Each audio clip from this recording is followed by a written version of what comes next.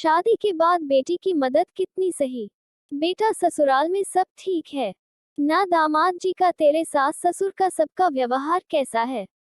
नवविवाहित बेटी रिया पहली बार मायके आई तो माँ साधना जी ने पूछा। हाँ माँ, सब ठीक है, बेटी बोली। कोई परेशानी हो तो मुझे बता सकती हो।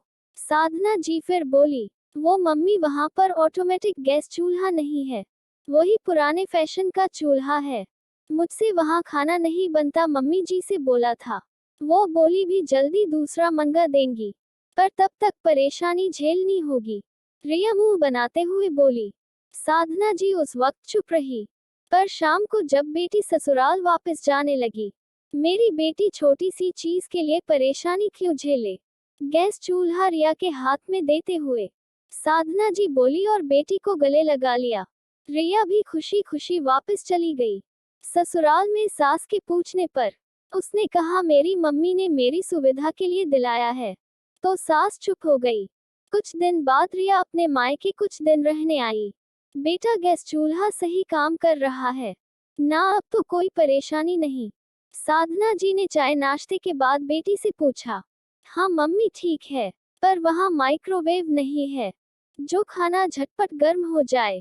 बार बार गर्मी में गैस के आगे खड़े होकर ही सब काम करने पड़ते हैं। रिया बोली, बेटा इस माइक्रोवेव को भी गाड़ी में रखवा लो। रिया जिस दिन वापस जा रही थी, उस दिन साधना जी बाहर से आई और ऑटो रिक्शा से माइक्रोवेव उतरवाते हुए बोली, पर मम्मी ये आपने क्यों खरीदा? रिया माइक्रोवेव देख बोली, कोई बात नहीं बेटा, तुम यहाँ रहने आई हो, कोई उपहार तो देना ही था, तो यही सही। साधना जी बोली और रिया इस बार भी खुशी खुशी वापस चली गई। साधना, मुझे लगता है तुम्हें माइक्रोवेव नहीं लाना चाहिए था। साधना के पति श्रीकांत बोले, अरे अपनी इकलौती बेटी को ऐसे कैसे परेशान होने दे सकती हूँ मैं छोटी सी चीज के लिए? साधना जी ने कहा और अंदर चली गई। बेटा दिवाली आ रही है, सबके उपहार तो हमने खरीद लिए, तुम्हें कुछ चाहिए तो बताओ। साधना जी ने बेटी से फोन पर कहा। वो मम्मी, यहाँ फ्रिज छोटा है और पुराना भी अगर हो सके तो। रिया ने अपनी बात अधूरी छोड़ दी। चलो बेटा मिलते हैं दिवाली पर। साधना जी ने ये कह फोन काट दिया। दिवाली के तोहफों के साथ ही डबल डोर फ्रिज लेकर साधना जी और श्रीकांत जी बेटी के घर पहुंच गए थे। ऐसे ही वक्त गुजरता गया और रिया अपने घर में कुछ न कुछ चीज की कमी का रोना रोती और साधना जी तुरंत वो चीज उपलब्ध करवा देती। श्रीकांत जी पत्नी को बहुत समझाते, पर वो बेटी के मामले में उनकी एक न सुनती। आज रिया की शादी की दूसरी सालगिरह है। साधना जी और श्रीकांत जी बेटी के ससुराल जाने की तैयारी कर ही रहे थे कि रिया वहां आ गई। मम्मी पापा, पुलकित रिया के पति को एक गाड़ी खरीदनी है जो 10 लाख की है। उसके पास 5 लाख तो है, क्या 5 लाख आप दे सकते हैं? हम जल्दी ही पैसा लौटा देंगे। रिया बोली, पर बेटा गाड़ी तो हमने दी थी तुम्हारी शादी में, फिर अब दूसरी क्यों? श्रीकांत जी बोले, पापा वो तो सस्ती वाली है, पुलकित को लेटेस्ट मॉडल लेना है। रिया चहकती हुई बोली, लेकिन बेटा इतनी बड़ी रकम का इंतजाम तो मुश्किल है। 40 से 50 हजार की बात होती तो अलग बात थी, अब तुम्हारे पापा भी रिटायर हो गए हैं। साधना जी बोली। रिया नाराज हो घर से चली गई। उसे लगा उसके मम्मी पापा पैसा देना नहीं चाह रहे। पापा को रिटायरमेंट का पैसा तो मिला होगा, जबकि वो नहीं जानती थी रिटायरमेंट के पैसे उसकी शादी के कर्ज में चले गए हैं। रिया बेटा, तुम वापस क्यों आ गई हो? सब ठीक तो है? 2 दिन बाद बेटी को दरवाजे पर देख साधना जी चौंक पड़ी।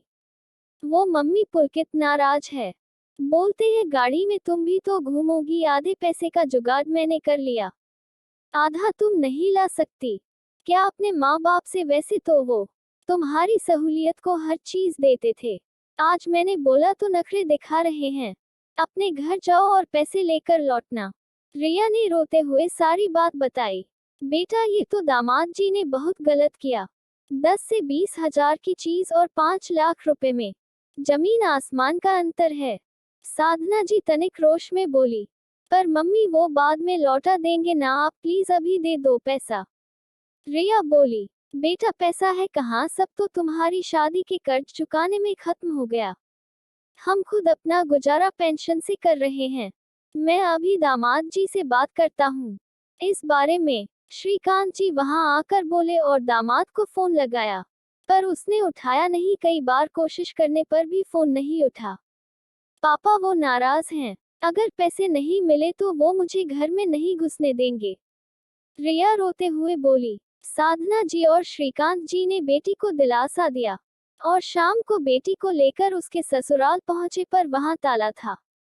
रिया की सास तो बेटे के पास गांव गई हुई थी और पुलकित ऑफिस के काम से दूसरे शहर गया था। घर वापस आकर रिया अपने कमरे में जाकर रोने लगी, क्योंकि पुलकित ने उसे शहर से बाहर जाने का नहीं बताया था और अब वो फोन भी नहीं उठा रहा था। काफी दिन बीत गए पर पुलकित ने उसे फोन नहीं किया। उसे ऐसा लग रहा था वो अकेली है, उसका कोई नहीं है, क्योंकि पति ने पैसों के लिए उसकी सुध नहीं ली और उसे लगता था माँ बाप पैसा देना नहीं चाहते। साधना, ये सब तुम्हारा किया धरा है। मैं तुम्हें पहले ही कहता था, यूं हर बार बेटी की मदद करना ठीक नहीं, तुम्हारे बार बार बेटी को जरूरत का सामान देने से बेटी और दामाद जी को ये लगने लगा है हम कैसे भी करके उन्हें पैसे देंगे ही। आज जो तुम्हारी बेटी यूं घर बैठी है, उसमें गलती तुम्हारी ही है। क्या हो जाता अगर वो साधारण चूल्हा इस्तेमाल करती, छोटा फ्रिज इस्तेमाल करती या बाकी चीजें ना इस्तेमाल करती। श्रीकांत जी पत्नी से गुस्से में बोले। सही कहा आपने, मुझे लगा था मैं अपनी इकलौती बेटी की मदद कर रही हूँ, पर नहीं जानती थी मैं तो उसे पंगु बना रही हूँ। बहुत बड़ी गलती हो गई मुझसे, पर अब इसे किसी तरह सुधारिए। साधना जी दुखी हो बोली। चलते हैं कल समधन जी के पास, मुझे यकीन है वो पुलकित को जरूर समझाएंगी। श्रीकांत जी बोले। अगले दिन सुबह ही वो रिया को लेकर पुलकित के भाई के घर चले गए। वहां रिया की सास से बात हुई। उन्हें नहीं पता था रिया को पुलकित ने मायके भेज दिया है। हालांकि उन्होंने भी साधना जी और श्रीकांत जी से कहा कि आज जो हुआ उसमें कहीं न कहीं वो दोनों जिम्मेदार हैं। बेटी की शादी की है तो उसे थोड़ा खुद भी संघर्ष करने दीजिए। जरूरी नहीं जो पीहर में हो वही ससुराल में भी हो। फिर उन्होंने तुरंत पुलकित को फोन करके आने को कहा। शाम तक पुलकित आया और माँ की डांट पड़ने पर उसे अपनी गलती का एहसास हुआ और वो रिया को साथ ले गया। साधना जी और श्रीकांत जी अपनी समधन का शुक्रिया अदा करते नहीं थक रहे थे। उनकी समझदारी ने बेटी का घर फिर से बसा दिया। दोस्तों, ऐसा अक्सर होता है, बेटी को ससुराल में थोड़ी भी परेशानी हो या किसी चीज की कमी हो, माता पिता तुरंत दिला देते हैं। जरूरत बाद में आदत बन जाती है और बेटी दामाद अनावश्यक मांगे करने लगते हैं, जिनको पूरा न करने की दशा में बेटी को परेशानी भी झेलनी पड़ जाती या रिश्तों में खटास आ जाती है। बेटी को उपहार देना गलत नहीं, पर हर बार उसकी छोटी छोटी जरूरतें पूरी करना बच्चों को पंगु बना देता है और उन्हें सहारे की आदत पड़ जाती है। आपने बेटी की शादी की है, अब उसका सुख दुख में साथ दीजिए, पर कुछ परेशानियों का सामना खुद भी करने दीजिए। ऐसी मदद का क्या फायदा जो बेटी का घर ही तोड़ दे, क्योंकि हर सास रिया की सास की तरह समझदार नहीं होती। प्लीज वीडियो पसंद आए तो लाइक और चैनल पर पहली बार आए तो सब्सक्राइब, कमेंट और अपने दोस्तों के साथ शेयर करना मत भूलना।